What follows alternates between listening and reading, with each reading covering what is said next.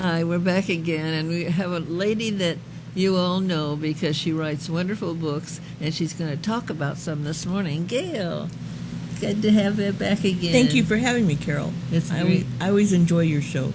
Oh, good. I enjoy it, too. That's why I keep doing it.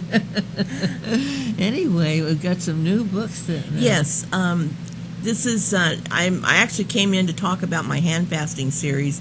This particular book here is the latest, and it will be available in October, on October 31st. It'll be, but it's available for pre-order now. Oh. As you can see, I have redone, I'll show you the last one of these. I redid the lettering and things. Now the books are very good. I brag myself, but yes, they are very good. The problem is, I consulted an expert on this, and he suggested that in order for them to sell better, I should revise the titles and the lettering on the covers so that it reflects the sci-fi genre.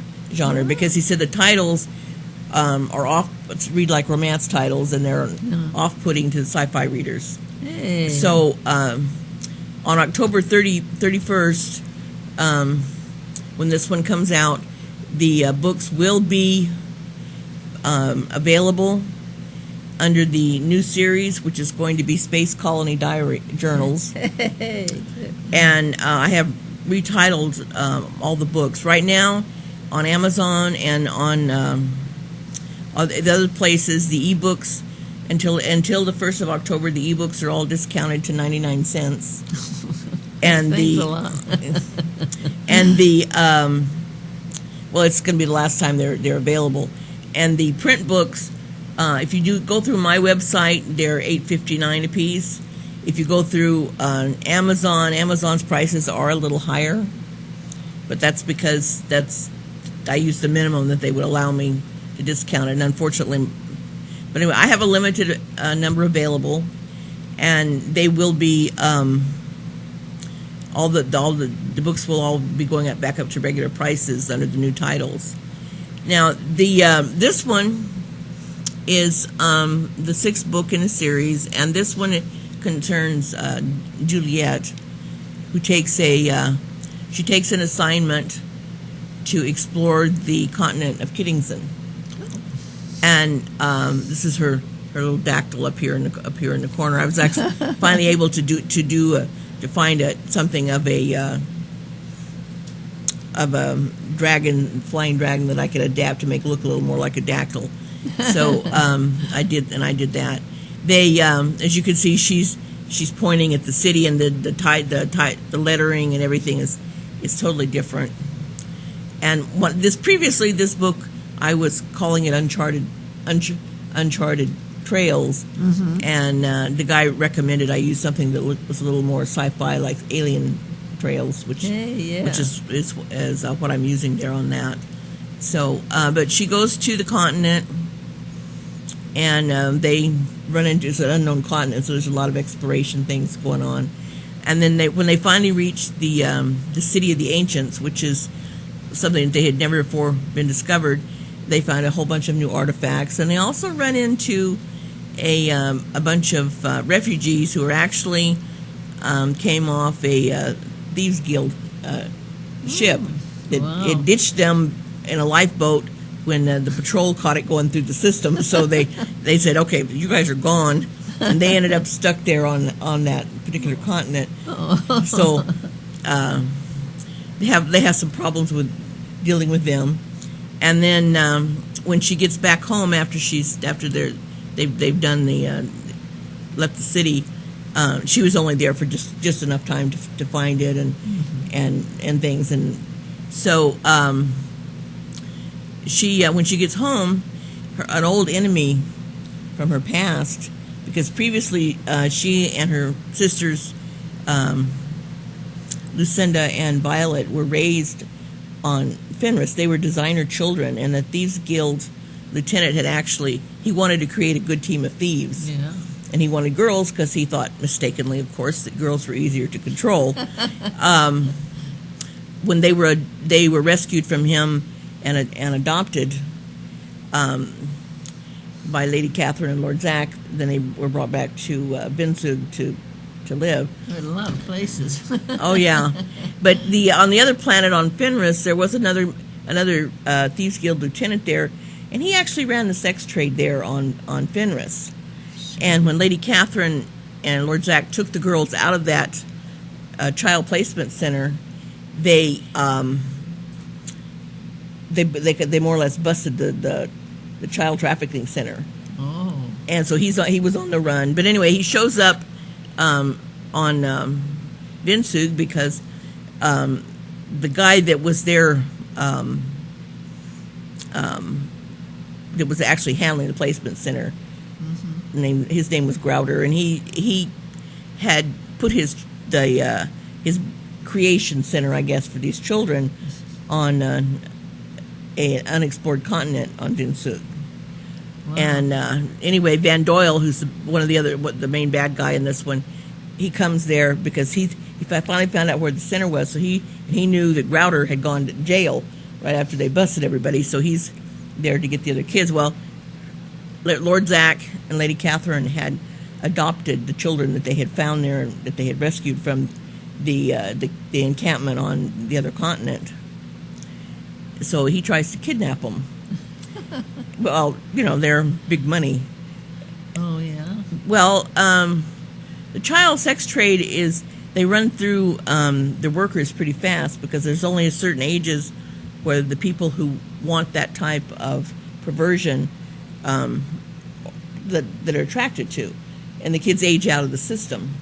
Or they get burnt out or used up or sometimes they're even killed. You're hard on people. Oh yes, I'm very, very. Anyway, these are not children's books. Let's put it that way. But I don't get to be too graphic about what happens to the children. It's not really necessary, for that. But anyway, Juliet finally, they're all going to one of those the festivals on Vinsug where they invite everybody from the whole universe because it's their kind of their main moneymaker for the planet, for the clans. So they want all these people to come. And so Van Doyle was able to sneak in with everybody else. And that's when he grabbed the kids out of the festival, or he tried. He didn't get all of them. He got a couple of them. How many are there? Well, Lord Zach and Lady Catherine actually rescued 14 kids. Oh. So there was quite a bit. And they're all mixed backgrounds and different of the Confederation species and things like that, and at least 5 of them were what they call test tube babies. Oh. They were actually created there in that laboratory there on that planet and raised there, and the others Grouder had picked up. People sold it to the. Sold the kids to them because they didn't want them. One of the girls was, the several of the species in there, like the elven species, and yes, they are elven. And then the Trellians, neither one of them like half and half children, half blood children. So they were sold to get rid of them, basically. The girl, one of the little girls, is her mother was actually attacked by some humans off a ship, and she ended up pregnant, and they sold the kid to get rid of it after it was born because, her new husband that they bought for her wouldn't take it, wouldn't take the kids. So, but anyway, she ends up with Lady Catherine and Lord Zach like the others, where they'll be taken care of. Anyway, Juliet has to stop the kidnapping, and she also develops a love interest. Oh, that always helps a little. That helps a little bit. One of the guys that was with the exploration team had a twin brother, and although she actually fell in love with the brother after she returned home. The guy that was with the exploration team, they had kind of a semi-adversarial relationship because he had bad experience with people with elven blood. he didn't trust her. Once he figured out she could do a glamour, it's kind of a blending into the background. It's something that they do mentally, but they project it mentally, and it allows them to. It's one of the elven characteristics is they can do that. That's pretty neat. Yeah. But anyway, she does have, when Groder was designing her, because they're thieves, obviously, she was going to be the infiltrator, and he wanted her to be able to blend in with the background, so it would be hard for people who actually saw her to recognize her. So he had done that. The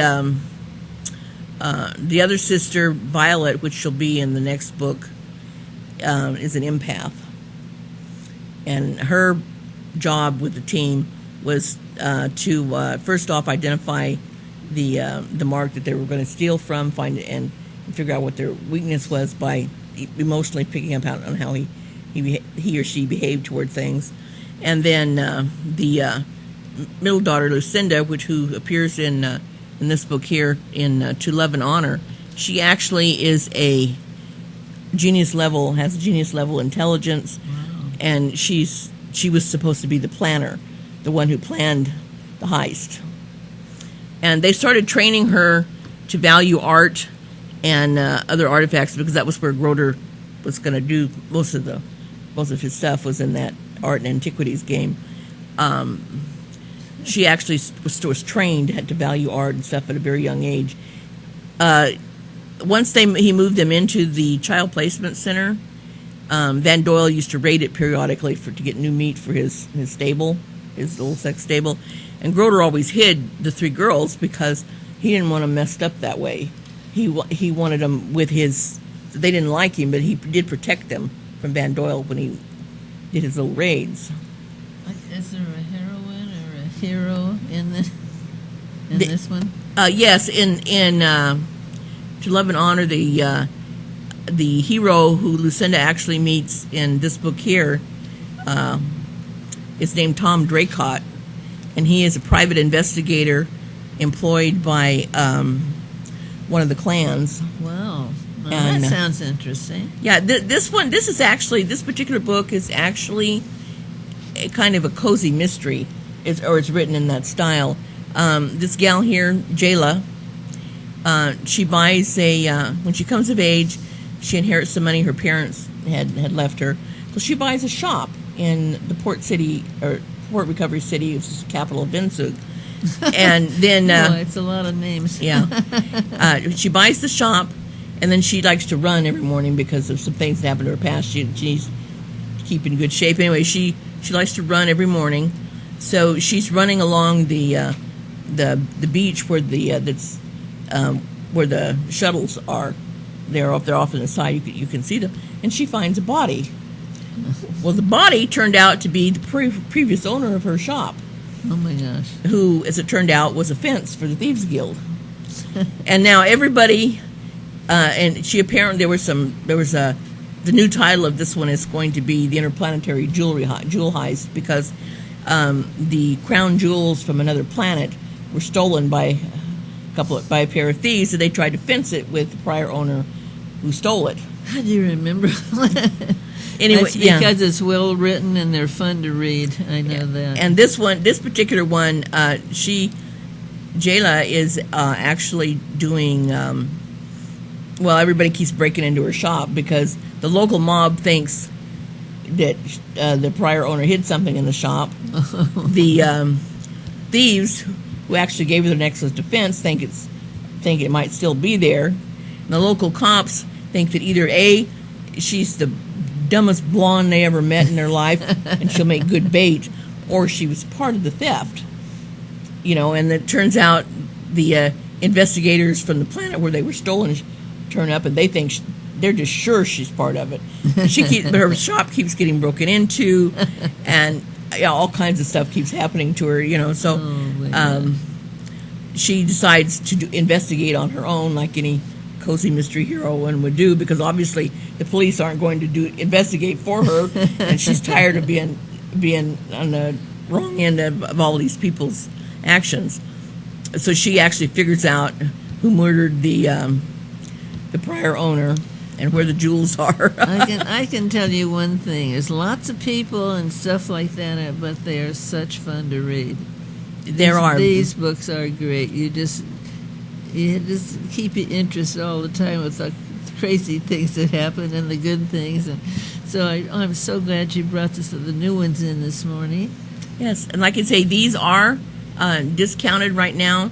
The paperbacks, if you buy them directly from my website, it's $8.59 plus shipping and sales tax, of course, which they're regular. They would retail at $12.95. Oh, that's good. You can also buy the paperbacks from Amazon, and they are discounted at whatever Amazon will let me do the minimum price was. It's less than, but it is less than the other price. And like I said, I have a limited amount of these. These are only what I personally have in stock to sell for all the Handfasting books. But all the Handfasting books are going for their e-price is 99 cents until October. Well, that's a good deal. That's a good deal. Yeah, this one is actually available for pre-order, and but it'll be when you get your copy, it won't say. You notice it doesn't say the Handfasting or anything like that on the cover. It just like straight like it is, and so they'll get it. But it will be that book. That's a good deal. I'm telling you, they are fun to read, and we love it when she comes in because she knows all those people, and I go, who was that and who was that? Okay, honey, thank you for coming in. Thank you very much for having me. And I just wish you so much luck with them because they're so creative. Thank you. Okay, and thanks for coming in. Do come in again. I will. Okay, honey. We'll be right back. Very good.